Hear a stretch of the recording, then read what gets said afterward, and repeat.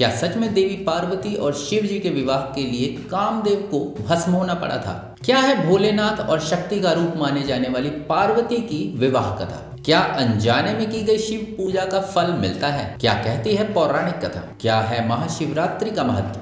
क्या शिवरात्रि और महाशिवरात्रि दो अलग अलग त्योहार हैं? चलिए समझते हैं, लेकिन सबसे पहले चैनल को सब्सक्राइब करके बेल आइकन को प्रेस जरूर कर लीजिए। पौराणिक कथा के अनुसार जब माता सती ने आत्मदाह कर लिया था, तब भगवान शिव बेहद दुखी हुए। वो इतने निराश और हताश थे कि कैलाश पर्वत को छोड़ जंगलों और पहाड़ों में भटकते रहे। लेकिन बाद में वो शांति की तलाश में वापस कैलाश पर्वत लौट आए और तपस्या में लीन हो गए। दूसरी तरफ राजा हिम अपनी पत्नी और एक बेटी के साथ हिमालय पर्वत में रहते थे। राजा हिम की बेटी का नाम पार्वती था, जो बचपन से ही शिव की भक्ति में लीन रहा करती थी। पार्वती अपने पति के रूप में भगवान शिव को पाना चाहती थी, इसलिए वो दिन रात भगवान शिव की तपस्या और पूजा किया करती थी। उनकी मंत्रों की गूंज न सिर्फ हिमालय पर्वत बल्कि देवलोक में भी गूंजा करती थी। इसी बीच तारकासुर नाम के एक राक्षस ने देवलोक और भूलोक में अपना आतंक मचा रखा था। असल में माता सती की मृत्यु के बाद तारकासुर ने ये मान लिया कि अब भगवान शिव कभी विवाह नहीं करेंगे, हमेशा अकेले रहेंगे। ऐसे में उनकी संतान होना नामुमकिन है। इसलिए तारकासुर ने सृष्टि के पालनहार ब्रह्मा जी की तपस्या की। ब्रह्मा जी तारकासुर की तपस्या से खुश हुए और उसे वरदान दिया। तारकासुर ने वरदान में मांगा था कि उसकी मृत्यु भगवान शिव के पुत्र के हाथ हो। ब्रह्मा जी ने भी तारकासुर को यह वरदान दे दिया। अब तारकासुर को लगने लगा कि वो अमर है, इसलिए उसने चारों तरफ हंगामा मचाना शुरू कर दिया। वहीं देवलोक में भगवान शिव की माता पार्वती से विवाह करवाने की योजना चल रही थी। सभी देवी देवता चाहते थे कि भगवान शिव पार्वती से विवाह करें। देवी पार्वती भी दिन रात तपस्या कर इसी कोशिश में लगी हुई थी। उनकी भक्ति से पूरा कैलाश महक उठा था। भगवान शिव भी पार्वती की भक्ति से प्रसन्न थे, लेकिन वो तपस्या से बाहर आने को तैयार ही नहीं थे। तब देवताओं ने पार्वती की मदद करने के लिए कामदेव को एक तीर के साथ कैलाश पर्वत पर भेजा। इस तीर को भगवान शिव के हृदय के पास मारना था, ताकि उनके दिल में देवी पार्वती के लिए प्रेम जागे। कामदेव ने जैसे ही तीर छोड़ा,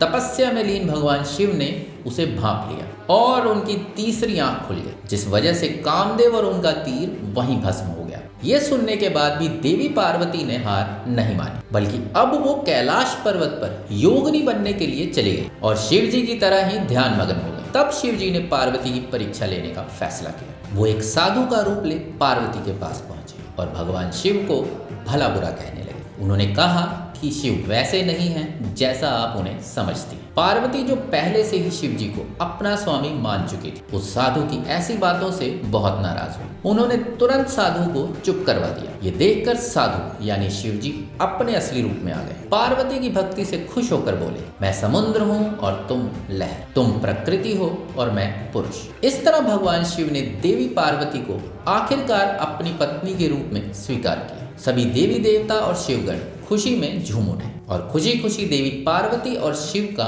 विवाह हुआ। इसी रात को महाशिवरात्रि के रूप में भी मनाया जाता है। विवाह के बाद माता पार्वती भी भगवान शिव के साथ कैलाश पर्वत पर रहने लगे और कुछ समय बाद उनके बड़े पुत्र के रूप में कार्तिकेय का जन्म हुआ, जिन्होंने बाद में एक युद्ध के दौरान तारकासुर को मार दिया और तारकासुर के आतंक का हमेशा हमेशा के लिए अंत हो गया। लेकिन माता पार्वती और भगवान शिव के विवाह के रूप में हिंदुओं का सबसे खास, पवित्र और भगवान शिव की कृपा से भरे एक त्योहार महाशिवरात्रि की शुरुआत हुई। यूं तो हिंदू धर्म में कई त्योहार और उत्सव मनाए जाते हैं, लेकिन महाशिवरात्रि का त्योहार खास महत्व रखता है, क्योंकि ये देवों के देव महादेव और माता पार्वती के मिलन की रात है। धार्मिक मान्यताओं के अनुसार हर साल फागुन मास में कृष्ण पक्ष की चतुर्दशी तिथि को महाशिवरात्रि का पावन त्योहार मनाया जाता है। महाशिवरात्रि का अर्थ होता है शिव की रात्रि, मतलब वो रात जब भक्त देवों के देव महादेव को प्रसन्न करने के लिए पूजा, व्रत, अनुष्ठान और शिव की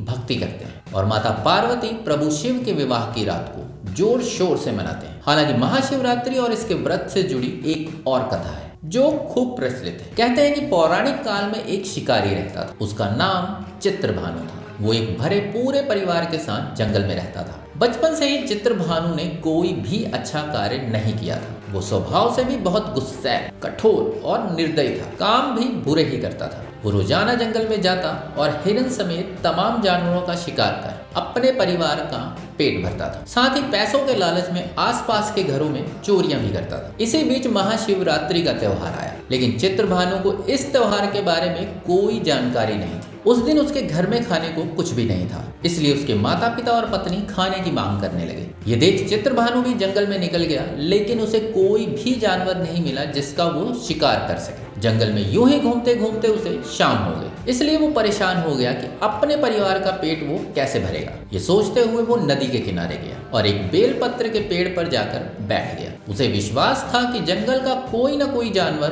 पानी पीने तो जरूर आएगा और उसे मारकर वो अपने परिवार के लिए खाना ले जाए। अब उसे पेड़ पर बैठे हुए काफी देर हो चुकी थी। देखते देखते रात भी हो गई और जंगल में घना अंधेरा छा गया। उसे लगा कि अब कोई जानवर नहीं आएगा, लेकिन तभी आधी रात के लगभग एक हिरनी वहां पानी पीने पहुंची, जिसे देखकर चित्रभानु बड़ा प्रसन्न हुआ और अपने तीर कमान को हिरनी की तरफ साध दिया। लेकिन इसी बीच उसके पास रखी मटकी में से कुछ बेलपत्र और थोड़ा सा पानी छलक गया। चित्रभानु नहीं जानता था कि इस पेड़ के नीचे एक शिवलिंग, उसके हाथ से गिरा पानी और बेलपत्र का पत्ता सीधा उस शिवलिंग पर जाकर गिरा। अब ये रात का पहला प्रहर था, जिसे महाशिवरात्रि के दिन शिव जी की पूजा के लिए बहुत ही शुभ माना जाता है। ऐसे में अनजाने में हुए इस अनुष्ठान से चित्रभानु के कई पाप नष्ट हो गए। इस सब से अनजान शिकारी अभी भी हिरनी की तरफ कमान साधे बैठा था। हिरनी ने जब ये देखा तो डर गई और उससे बोली कि ये तुम क्या कर रहे हो। शिकारी ने पूरी बात बताई, लेकिन हिरनी ने कहा कि उसे घर जाना है, क्योंकि उसका परिवार उसका इंतजार कर रहा है। चित्रभानु अपने परिवार का पेट भरना चाहता था, इसलिए वो नहीं माना। तब हिरनी ने शपथ खाई और कहा कि अगर मैं ना लौटी तो वेद बेचने वाला ब्राह्मण, पति की आज्ञा ना मानकर अपने मन से काम करने वाली स्त्री, किए हुए उपकार को भूलने वाले, भगवान शंकर से विमुख रहने वाले और पाप, छल और विश्वासघात करने वाले लोगों को जो पाप लगता है वो मुझे भी लग जाए। ये सुनकर शिकारी मान गया और उसने हिरनी को जाने दिया। इस तरह पहला प्रहर गुजर गया और कुछ समय में दूसरा प्रहर शुरू हो गया। दूसरे प्रहर में उसी हिरनी की बहन वहां पहुंची, जो अपनी ही बहन को ढूंढने के लिए आई थी। इसे हिरनी को देखते ही शिकारी ने एक बार फिर शिकार करने के लिए तीर कमान साधने के लिए हाथ खींचा और एक बार फिर उसके हाथ से जल और बेलपत्र शिवलिंग पर जा गिरा और अनजाने में उसके हाथों से शिव जी के दूसरे प्रहर की पूजा भी पूरी। वहीं हलचल की आवाज सुन हिरनी की नजर शिकारी पर पड़ी। उसने भी पूछा, ये तुम क्या कर रहे हो? तब शिकारी ने कहा कि उसका परिवार भूखा है, इसलिए वो उसका शिकार करेगा। लेकिन हिरनी ने भी अपने बच्चों का हवाला दिया और भगवान विष्णु की प्रतिज्ञा खाकर वो भी निकल गई और इंतजार में तीसरा प्रहर भी शुरू हो गया।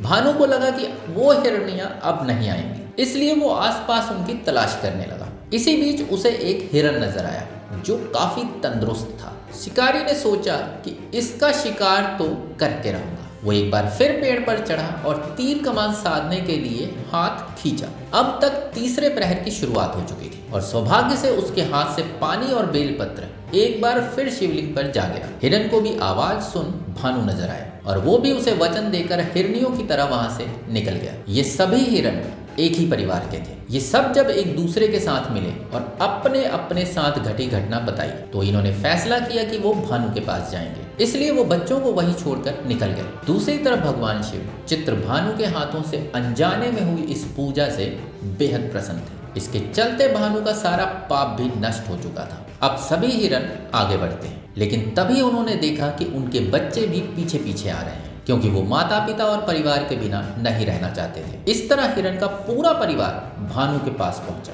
भानु ये देख बहुत हैरान हुआ, लेकिन उसने एक बार फिर तीर कमान साधा और इस तरह चौथे प्रहर में भी उसके हाथों शिवलिंग की पूजा हो गई। इस पूजा से भानु का हृदय कोमल हो चुका था। उसे इस परिवार पर दया आई और अब से उसने नेक कर्म करने का फैसला किया और हिरणों को वापस उनके घर जाने को कहा। चित्रभानु के इस कर्म से प्रसन्न होकर स्वयं भोलेनाथ ने उसे दर्शन दिए और गुरु नाम देकर आशीर्वाद दिए। इस तरह अनजाने में हुई भगवान शिव की पूजा से भी शिकारी को ज्ञान की प्राप्ति हुई। इसलिए कहते हैं कि महाशिवरात्रि के दिन जाने अनजाने में भी की गई भगवान शिव की पूजा का बहुत महत्व है। इसलिए शिव भक्त इस दिन पूरे भक्ति भाव से शिव जी की पूजा करते हैं। अगर आप भी भोले भंडारी के भक्त हैं तो महाशिवरात्रि की पूजा आपने भी की होगी, या फिर आप शिवरात्रि की पूजा भी कर सकते हैं। शिवरात्रि हर महीने कृष्ण पक्ष की चतुर्दशी तिथि को मनाई जाती है। इसे मासिक शिवरात्रि भी कहा जाता है। हिंदू ग्रंथों के अनुसार भगवान शिव की भक्ति से न सिर्फ ज्ञान, आशीर्वाद, धन धान्य की प्राप्ति होती है,